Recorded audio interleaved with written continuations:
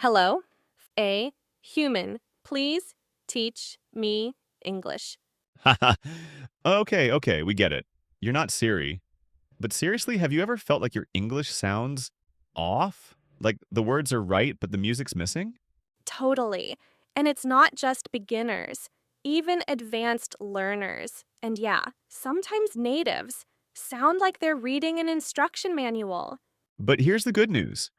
Sounding natural isn't magic. It's muscle memory. And today we're breaking down advanced techniques to make your English flow like jazz. Hey everyone, welcome back to Fluent English Pod, where we help you train your mind to think in English and speak fluently. I'm Dave with our co-host Emma. Hey, we're so glad you're here. Whether you're listening on your way to work, while making dinner, or just winding down for the day, thanks for spending this time with us. Okay, Dave, confession time. Have you ever gotten roasted for sounding like a robot? Excuse you, my robot impression is art. Thank you very much. But fine, yes. Back in college, I once deadpanned, "Wow, that's amazing." And my friend actually paused and asked, "Are you being held hostage? Blink twice if you need help." Ha ha ha. Oh my God, that's tragic. But here's the thing.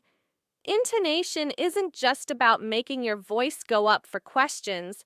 It's like emoji for your voice. You can say cool 10 different ways and completely change the meaning.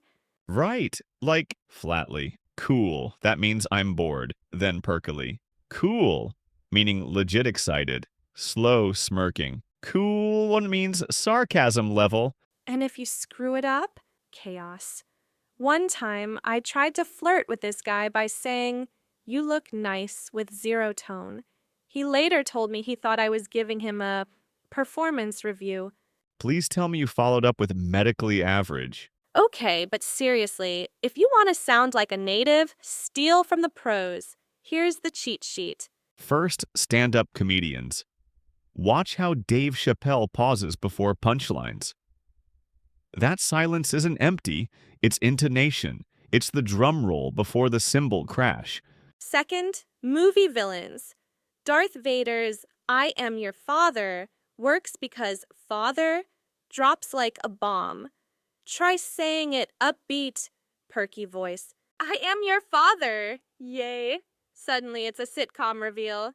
And third, pop songs. Taylor Swift's "We Are Never Ever Getting Back Together." The ever isn't just repetition. It's an emotional crescendo. Even my tone-deaf voice can't ruin the feels. Time for homework. Grab your phone and record yourself saying, "That's unbelievable," in different tones. Let us know in the comments section how it went. Here's why this matters. Studies show 38% of meaning in English comes from tone, not words. Miss the tone, and "great job" sounds like "I hope you step on Lego." So next time you speak, hear the music. Even Shakespearean actors don't monotone.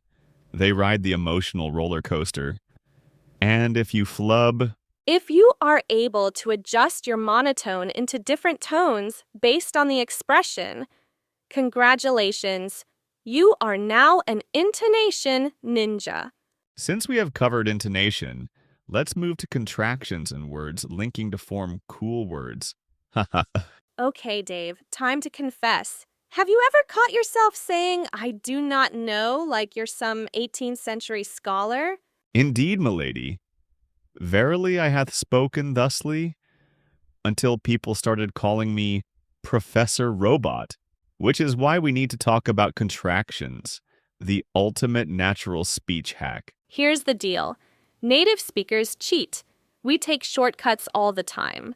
I am becomes I'm, cannot becomes can't, and it is becomes it's. Not because we're lazy, but because it flows. Exactly. Try this. Say, "I am going to the store like a robot." Now say, "I'm going to go to the store." See how your mouth relaxes? That's muscle memory kicking in. And here's the kicker. Research shows using contractions makes you sound more credible in casual speech.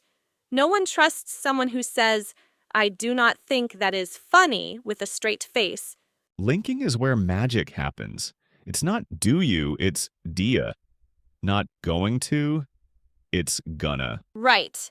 Linking isn't just smashing words together, it's rhythmic. What are you doing? What are you doing? Emma, shall we level up a little? Here are real-world linking combos natives use without thinking. 1. Got to, gotta, but never in writing. Example, I gotta run. 2. Want to, wanna. Example, do you want to grab coffee? 3. Give me, gimme. Example, give me a sec? And my personal favorite, sort of, sorta. Try saying, that's sorta weird. Instant casual cred. Now, the dark side of contractions. You wouldn't say to your boss, yo, I'm gonna need that report, okay? Now, here's the crucial thing about contractions. They're not always appropriate. Just like you wouldn't wear pajamas to a job interview unless you're a professional pajama tester, contractions have their proper contexts. They're perfect for casual conversations with friends, text messages, or fun podcasts like this one. But you'll want to avoid them in formal situations. Job interviews, academic papers, or legal documents, unless, of course, you're filing a lawsuit via text message. Then by all means, go with I'm suing you for emotional damages. Otherwise, know your audience and adjust accordingly. The key is finding that sweet spot between sounding natural and being situationally appropriate. Ready to test your skills? Repeat after me. I should have kind of told you I'd have been late, but I'd have had to have called you. Translation is, I should have kind of told you I would have been late, but I would have had to have called you. See? 7 contractions in one sentence. Natives do this daily without realizing it. Okay, Dave, time for some real talk about English rhythm. It's not like Morse code where every syllable gets equal weight. Nope. Stressed syllables are your drum beats, and the unstressed ones? Those are ghost notes in the background. Exactly. Take this sentence. The important thing is to practice. The music is in the bold parts. Im in important, thing, and prac in practice. The rest, you can practically swallow them. The important things to practice. Suddenly you sound like a local, not a textbook. Want to hear a masterclass in this? Listen to Obama's speeches. That man could make good morning sound profound. It's all about his strategic pauses. The silence between words is just as powerful as the words themselves. What was I saying? Oh, right. Going blank mid-sentence. Here's a pro tip. When your brain buffers, don't panic. Just own it with something like, wait, it's on the tip of my tongue.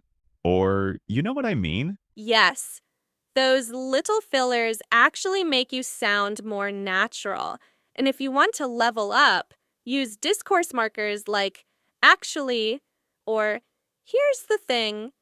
They give you time to think while making you sound polished and relaxed.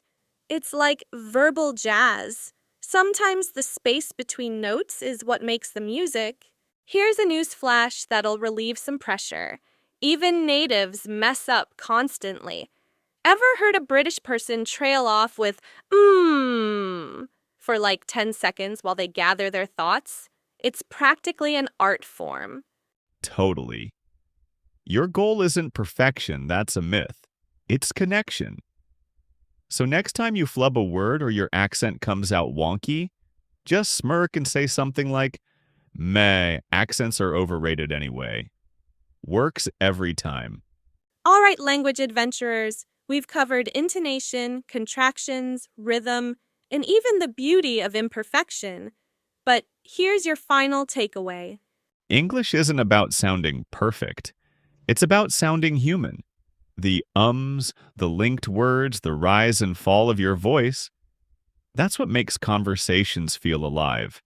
So next time you speak, don't stress about mistakes. Stress the right syllables, use those contractions, and throw in a kinda or gonna like you mean it.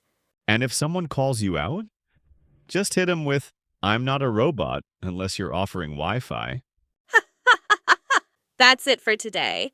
If this helped you, smash that like button, subscribe for more chill English tips, and tell us in the comments, what's your biggest robot moment in English?